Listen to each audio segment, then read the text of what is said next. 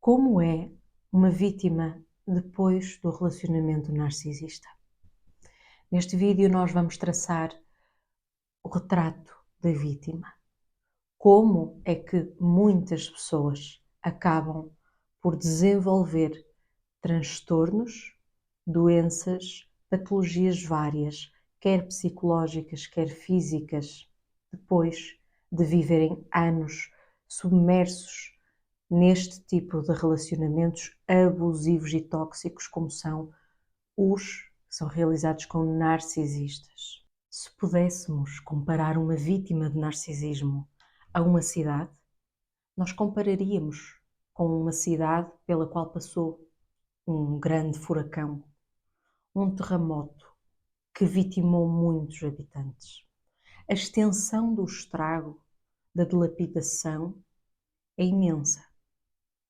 O grau vai variar consoante a intensidade da agressão, consoante a tipologia da agressão, consoante o tempo que durou a agressão e as consequências das agressões.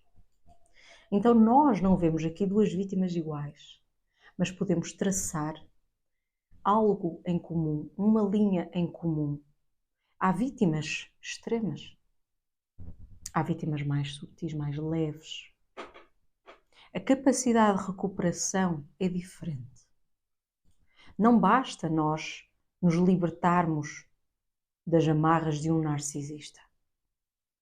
Porque depois do furacão ir embora, depois do terremoto parar, há toda a necessidade de uma reconstrução, a edificação, buscar novos valores, buscar novas regras urbanísticas, como mapear, como encontrar os novos princípios para aplicar novas regras. A malha urbana vai obedecer a quê? Então, da mesma forma, na vida pessoal, na vida íntima das vítimas, é necessário perceber-se como vamos organizar a vida. Vamos precisar de nascer de novo.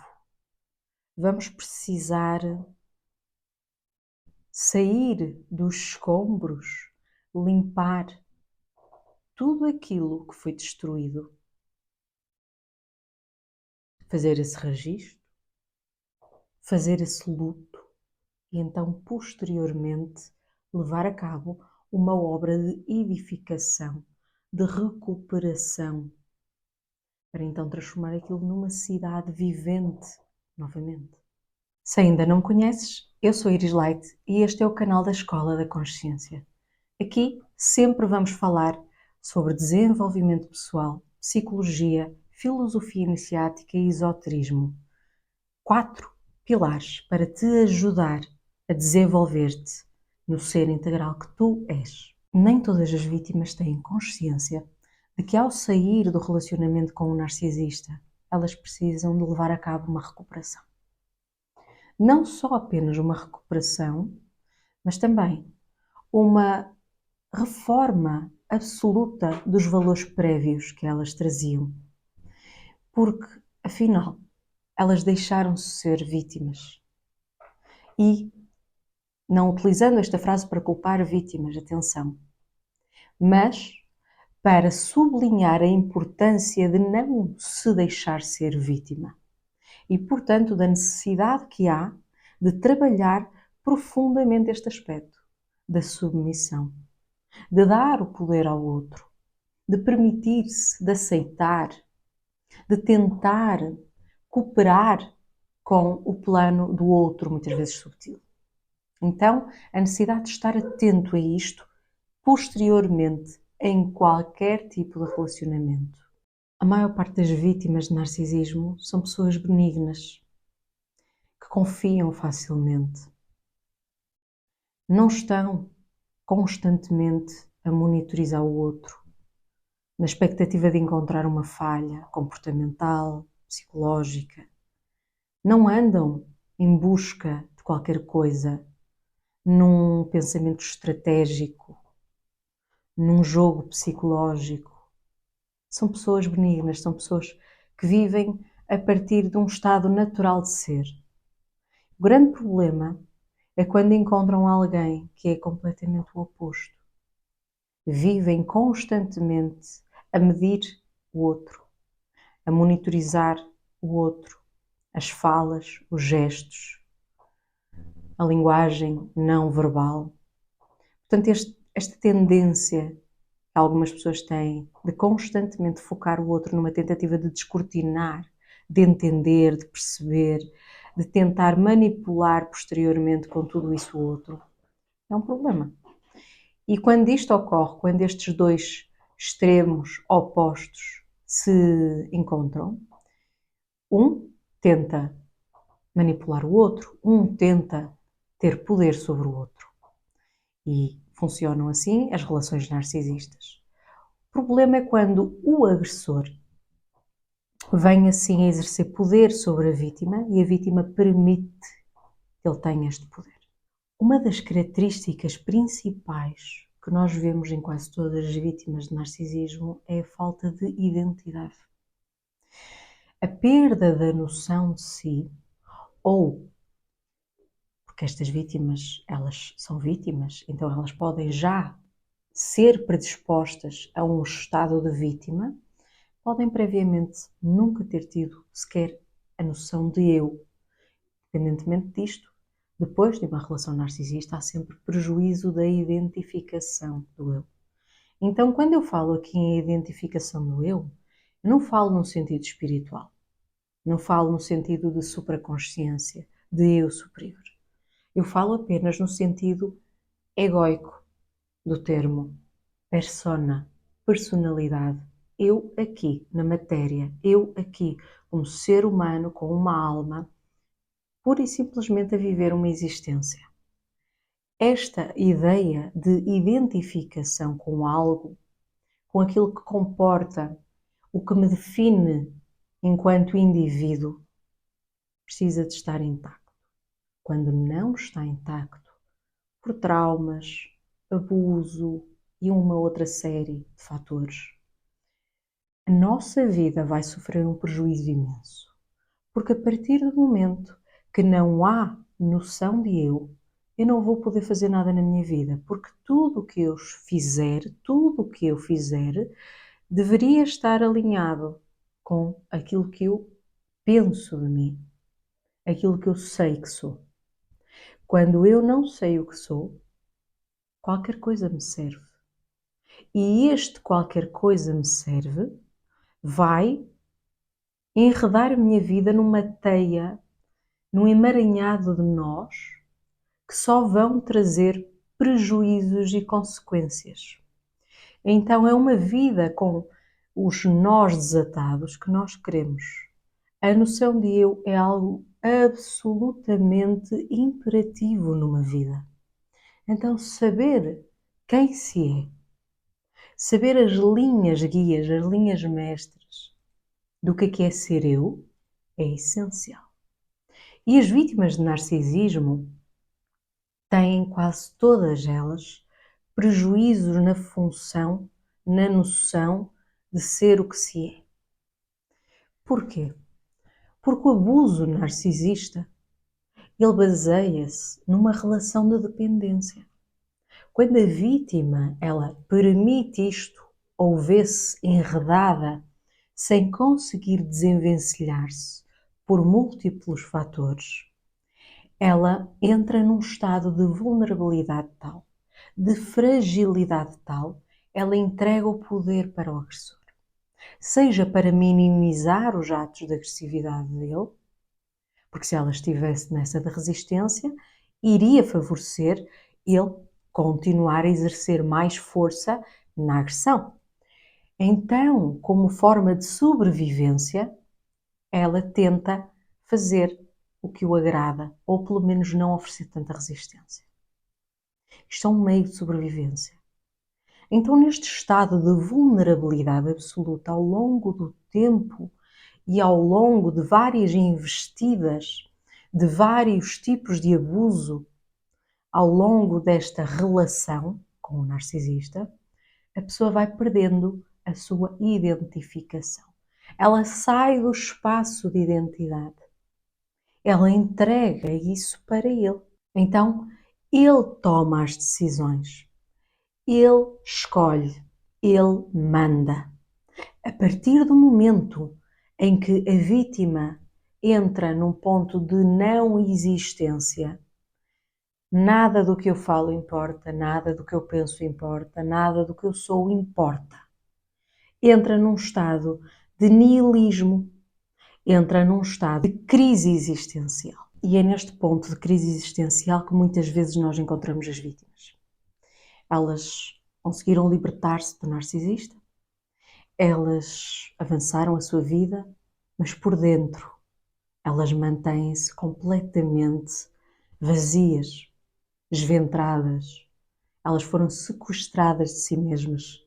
Então é necessário um trabalho muito profundo sobre a noção de si, a necessidade de reencontrar-se ou, se calhar, de se encontrar pela primeira vez na vida.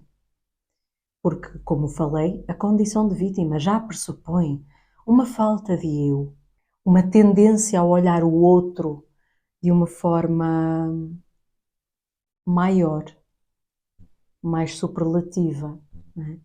Portanto, já fala aqui de algum prejuízo que possa ter de base. Portanto, já vamos falar aqui de questões infantis, provavelmente, não é? O resgate de si mesmo, de si mesma, é a pedra angular de todo o trabalho. Não há vida sem eu. Não existe vida sem a própria pessoa. A postura de vítima pode permanecer na vida, muito depois do relacionamento narcisista. Portanto, a pessoa sentir-se vítima da vida, sentir-se vítima do outro, deste, daquele, de toda a gente, sentir-se um injustiçado, sentir-se sempre e constantemente o falhado, a falhada.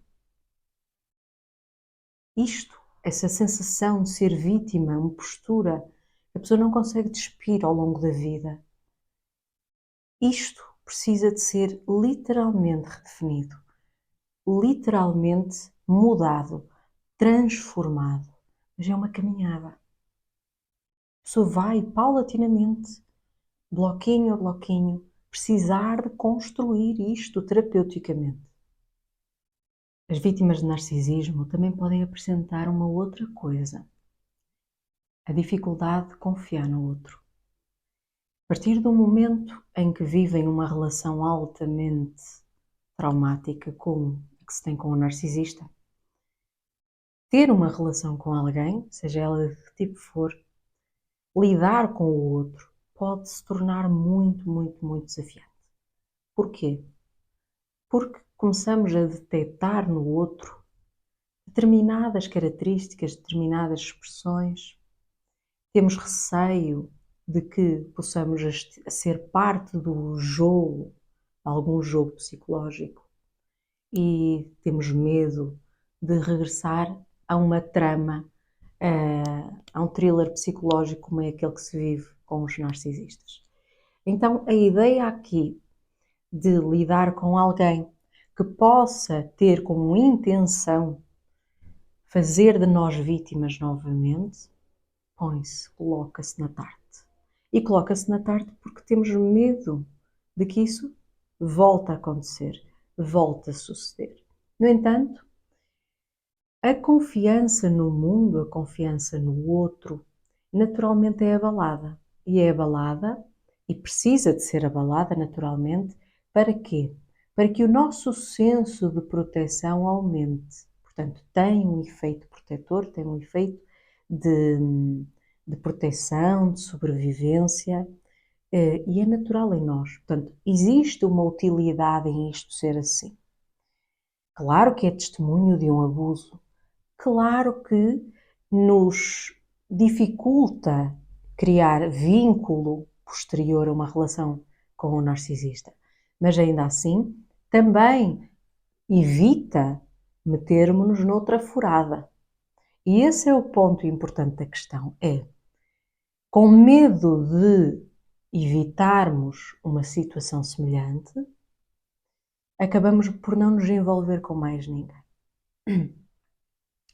E o ponto negativo de não nos envolvermos com mais ninguém é literalmente permitir que a experiência que vivemos nos defina e defina a nossa vida, o nosso destino, a nossa capacidade de criar relações saudáveis que nos adicionem, que nos agreguem, que nos transformem, que nos melhorem em comunidade.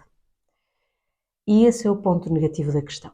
É possível, sim, nós avançarmos para relações significativas sem cairmos na repetição do padrão, porque a vítima tem esta questão do padrão muito intensa, a questão de repetir padrões, a questão de atrair continuamente pessoas narcísicas, pessoas cheias de si, pessoas abusadoras, psicopatas e por aí fora.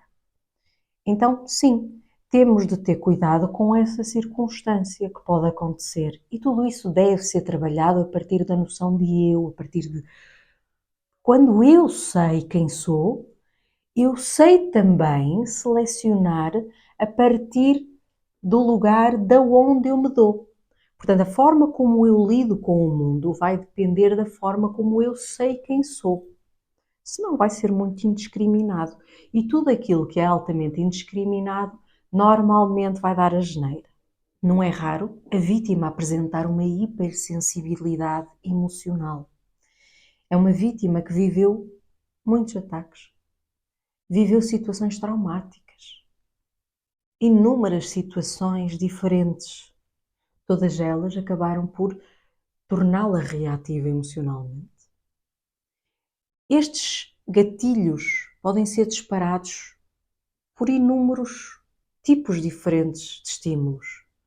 Portanto, as vítimas não são iguais. Elas tiveram vidas diferentes. Elas tiveram situações distintas. Tiveram de responder a contextos muito particulares. Então, a partir do momento em que elas se veem livres do agressor, elas tendem a tocar a vida para a frente, mas elas não conseguem libertar-se dos gatilhos emocionais. Em qualquer tipo de relacionamento em que estejam, na vida cotidiana de todos os dias, há determinadas coisas que ressoam com aquilo que elas viveram. Então elas voltam outra vez a agir da mesma forma, porque internamente esses gatilhos psíquicos estão ativos, estarão sempre, até que ela vá desligando um a um, ressignificando situação por situação, para então poder reprogramar toda a sua psique, toda a sua vida devagar. Então é uma jornada de renascimento. É isso que a vítima deve entender depois de sair de uma relação com o narcisista. Mas as características não ficam por aqui. E embora este vídeo não abarque todas as características, mas apenas algumas, eu quero enumerar também algumas que são físicas. E vou enumerar as do aspecto digestivo.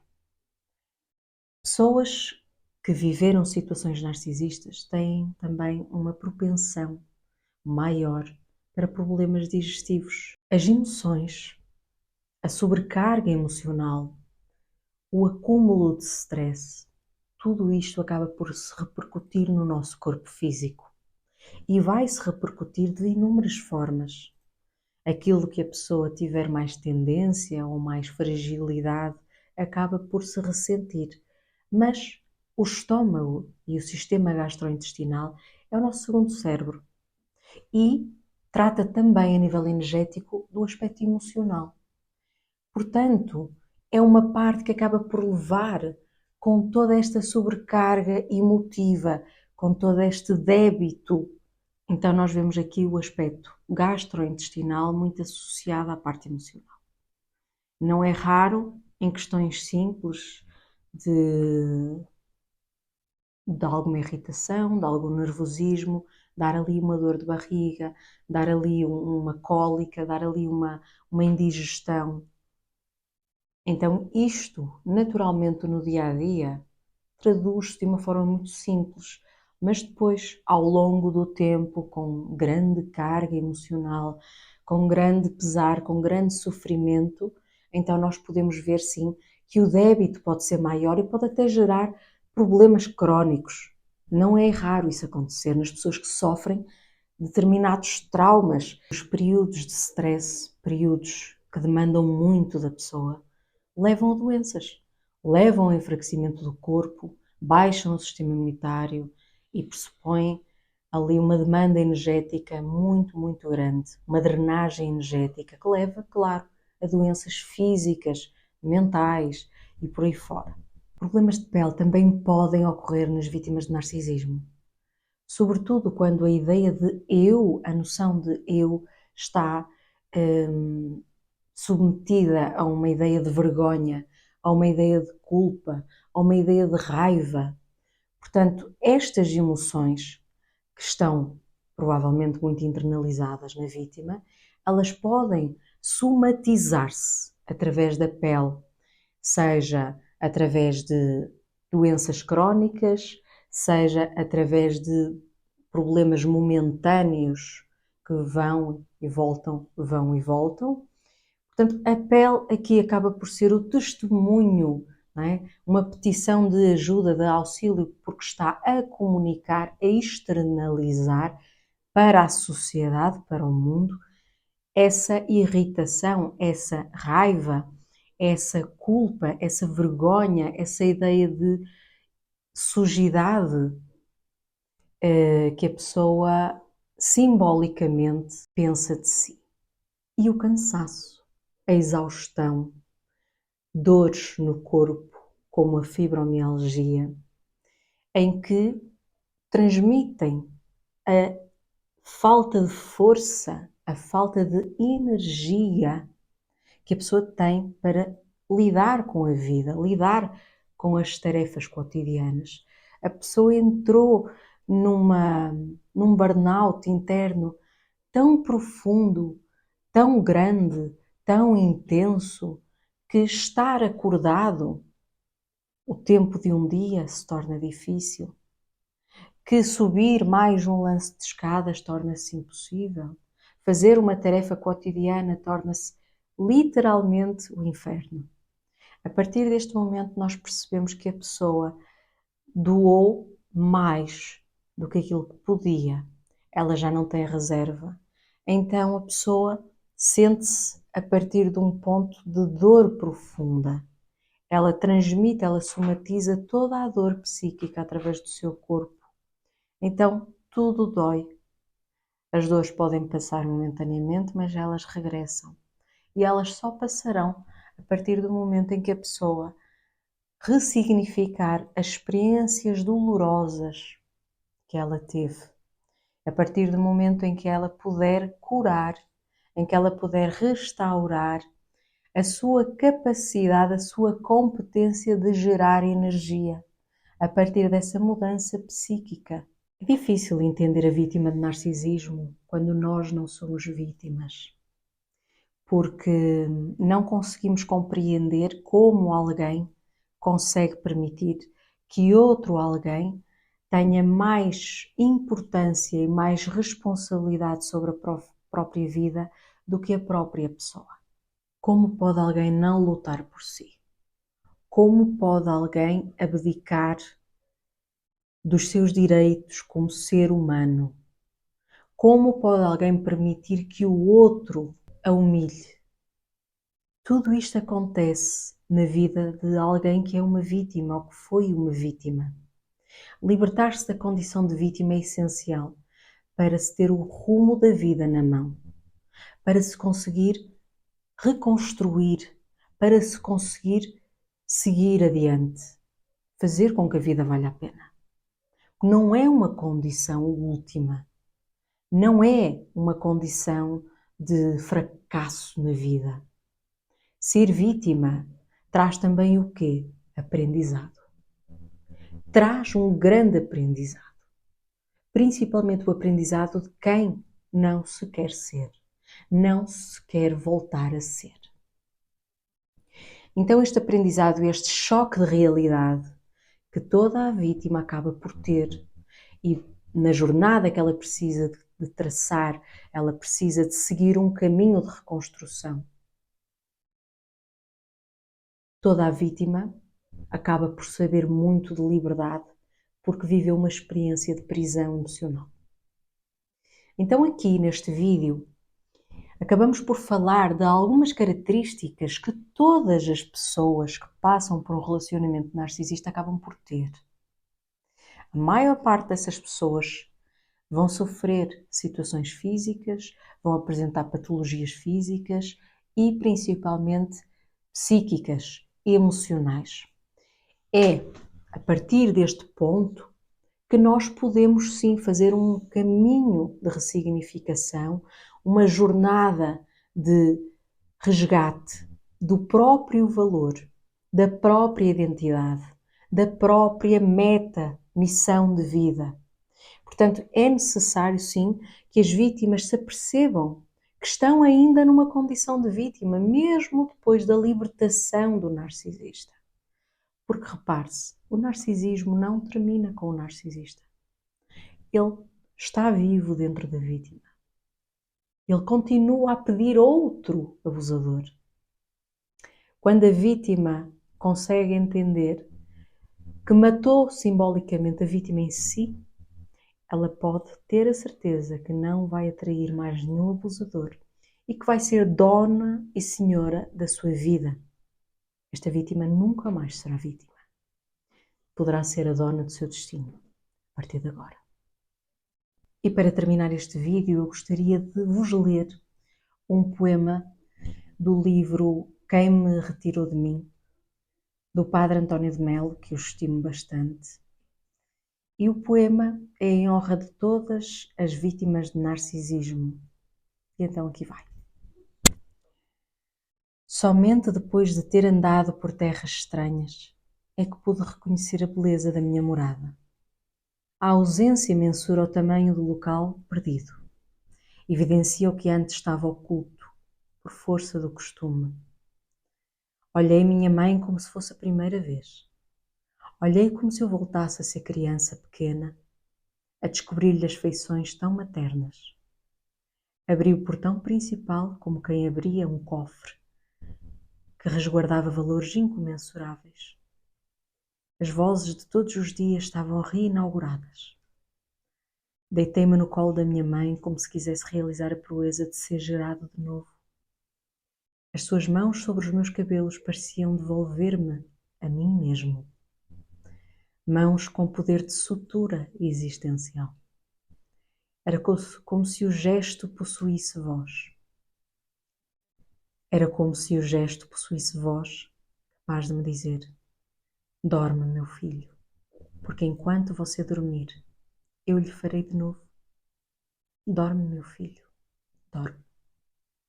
Então, se este vídeo te trouxe informação plausível, se te trouxe um conteúdo importante, deixa o teu like, partilha esta informação com as pessoas que tu sabes que podem estar a precisar desta informação, de pessoas que passaram por situações traumáticas, de pessoas que ainda vivem dentro de relacionamentos tóxicos.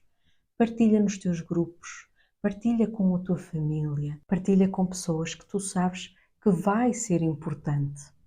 Tu podes ser um agente do bem, podes partilhar informação, podes levar conhecimento. Eu vou ficar por aqui e despeço-me até ao próximo vídeo.